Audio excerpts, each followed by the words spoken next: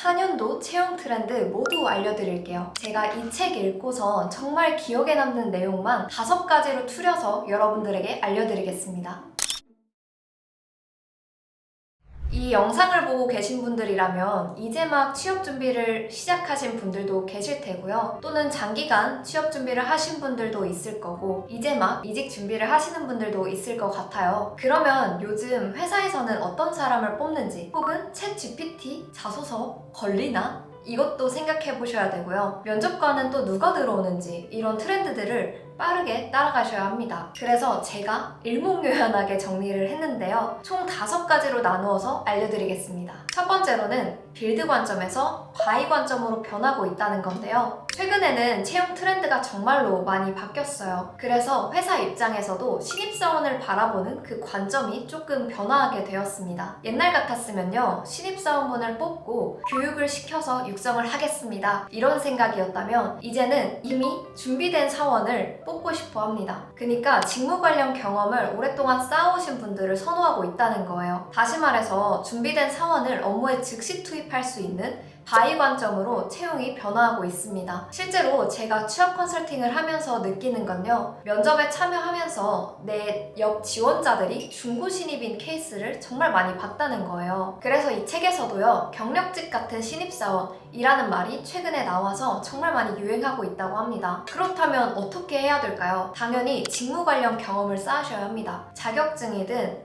인턴이든 어떤 것이든 좋습니다. 여러분이 이제 목표로 하신 기업이 있을 거예요. 그 기업에 한 번에 입사할 확률은 좀 낮은 편이겠죠. 아무래도 그만큼 경쟁률이 높고 스펙 자체가 높다 보니까요. 당연히 할 수는 있어요. 하지만 목표로 하는 기업을 준비하다 보면은 기간이 점점점 길어지는 걸 느껴요. 그때는 사실상 직무 관련 경험을 쌓을 수 있는 조금 낮은 수준의 기업에 들어가셔도 괜찮습니다. 직무 관련 경험을 쌓으시면서 이직 준비를 하시면 됩니다. 따라서 요즘 들어서는 완전 무스펙 지원자, 이 직무가 어떤 일을 하는지 잘 모르고 입사 후 배우겠습니다, 이런 지원자보다는 준비된 신입사원을 선호하는 것, 이 트렌드는 꼭 알고 계셨으면 좋겠어요. 그리고 두 번째는 컬처핏 시대가 왔다는 건데요. 이 의미는요, 직무 적합성도 당연히 보지만 문화 적합성도 굉장히 중요해지고 있다는 것입니다. 요즘 들어서 회사의 가장 큰 고민 중 하나는 이 신입사원들이 너무 빠르게 퇴사를 하는 거예요. 그리고 소리 없이 퇴사를 하고 본인의 성장성이나 혹은 연봉이 낮아서 이런 이유 등으로 회사에서 퇴사를 하는데요. 그러다 보니까 이제 면접관분들은 인수인계 해줬는데 떠나버리면 어떡하지? 라는 걱정을 하고 계십니다. 그래서 직무 역량이 아무리 뛰어나도 우리 문화와 핏이 안 맞으면 채용을 보류하고 있습니다.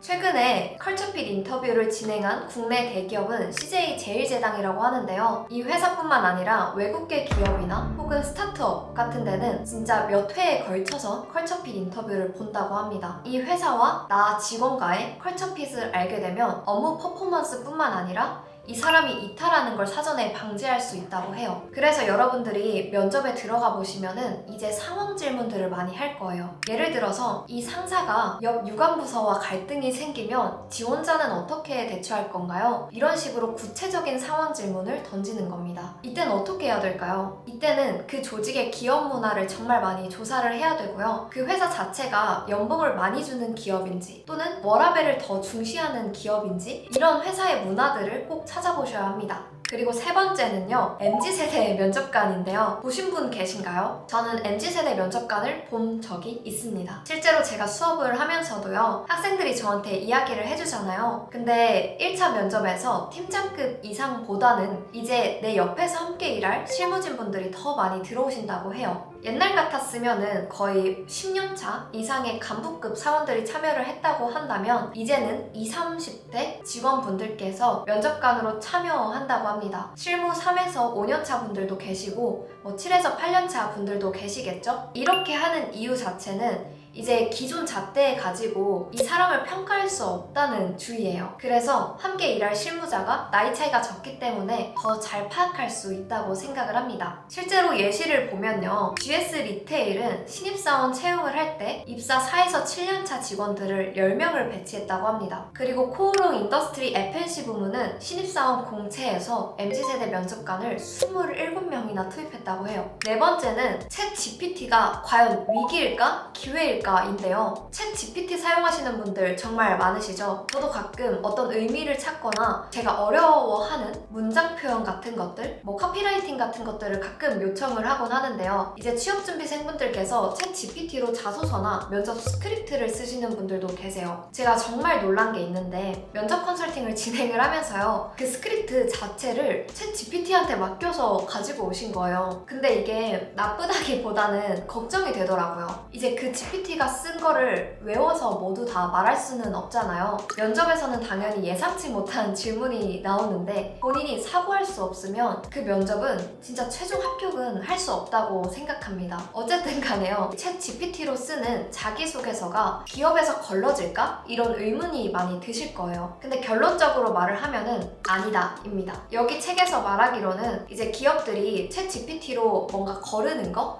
이런 것보다는 그 다음 단계인 인적성이나 면접에 힘을 더 실을 거라는 전망이 나옵니다. 그리고 회사 입장에서도 챗 GPT로 쓴 자기소개서로 서류 전형은 오케이, 그래 통과할 수 있어. 근데 너가 과연 면접도 통과할 수 있을까? 라는 생각을 똑같이 하고 계십니다. 그리고 삼성전자 같은 경우에도 G샷이 아무래도 변별력이 높다 보니까 굳이 서류에서 거르고 그러지는 않는다고 합니다. AI 시대가 된 게요. 취준생한테만 좋은 걸까요? 라는 의문이 들 텐데요. 인사 담당자 또한 편해졌습니다. 서류 전형 자체를 AI에 맡겨놓고 정시 퇴근하는 기업들이 있다고 합니다. 그러니까 표절검사 솔루션 카피킬러 이 기업 자체가요.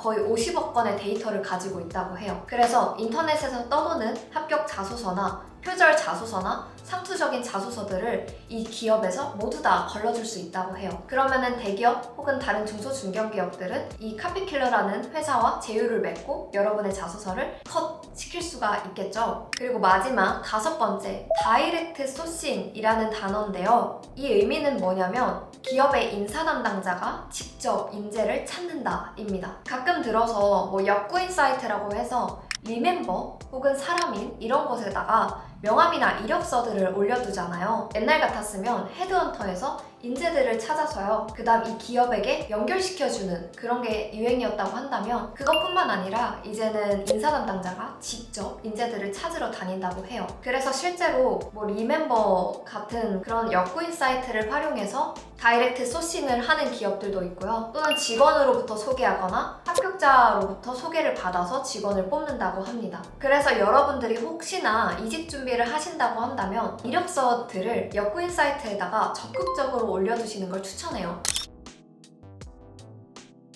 오늘 2024 채용 트렌드에 대해서는 모두 다 알아봤습니다. 마지막으로 제가 몇 가지 이야기만 하고 마무리하도록 할게요. 일단 첫 번째로는요. 직무 관련 경험이 있더라도 오래 근무할 사람처럼 보이려면 경력이 정말 일관돼야 됩니다. 여기 갔다 저기 갔다 한 사람이면요. 정말 합격률이 계속 떨어질 거예요. 그래서 저는 수업을 하다 보면은 인턴을 한 조직에서가 아니라 5곳의 조직에서 일한 분을 봤었는데요. 그런 분들한테는 오히려 그 이력을 빼라고 말씀을 드려요. 왜냐면 그런 경력 자체가 이 사람이 빨리 퇴사할 거라는 그런 뉘앙스를 보일 수 있거든요. 그리고 두 번째가 챗 GPT 정말 좋지만 AI에 너무 의존하지 않으셨으면 좋겠어요. 저는 실제로 취업을 잘하려면 생각을 잘해야 된다고 생각하거든요. 그러니까 스스로 사고할 수 있는 사람만이 이제 임원 면접에서까지 합격을 하고 그 다음 회사에 들어가서까지 내 생각 가지고 선택을 할 수 있다고 믿습니다. 그래서 AI를 현명하게 활용하는 것은 좋지만 너무 많이 의존을 하지 않으셨으면 좋겠어요. 이제 2월이잖아요. 2월에 공고가 점점 나오게 될 거니까요. 빠르게 준비하시고 최대한 많이 난사를 해보세요. 이번 연도에 꼭 취업하시길 바랍니다. 영상 시청해주셔서 감사합니다.